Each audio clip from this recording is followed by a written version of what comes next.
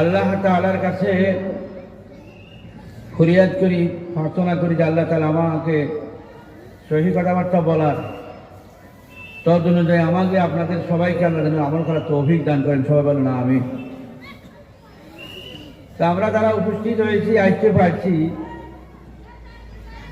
এই আশা কি আমরা নিজ শক্তিতে আসছি না আল্লাহ তাআলার তৌফিক দিয়েছেন এই জন্য আসতে পারছি?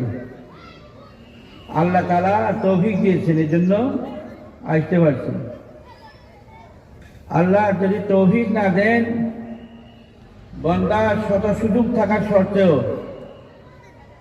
আসতে পারবে না। আর আল্লাহ তাআলা যদি তৌফিক এনায়েত করেন, তৌফিক দান করেন, তাহলে শত ব্যস্ততার মাঝেও আল্লাহ তাআলা নেক কাজের সুযোগ করে দেন। আমরা সবসময় দেখতে পাই অনেক মানুষ কোনো কাজ নাই, কর্ম নাই, রাস্তাঘাটে বসে বসে গল্প গুজব করে, চা দোকানে বসে বসে কত কথা, নামাজের সময় জমাত চলতেছে, মসজিদে যাওয়ার কিন্তু তৌফিক হয় না।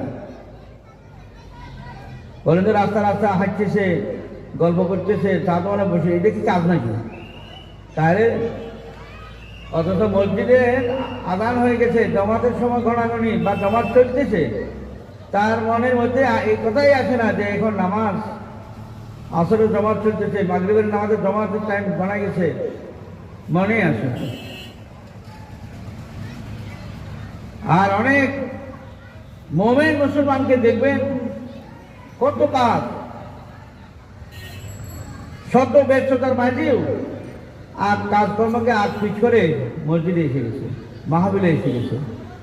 কাজ তো থাকবেই, যতদিন মানুষ বেঁচে থাকবে, সুস্থ থাকবে, কাজ করবে। আর কাজ করাকে আল্লাহ নিষেধ করছেন না, কর্ম তো করতে হবে, কাজ তো করতে হবে। আর কর্ম করা এটাও তো ইবাদত।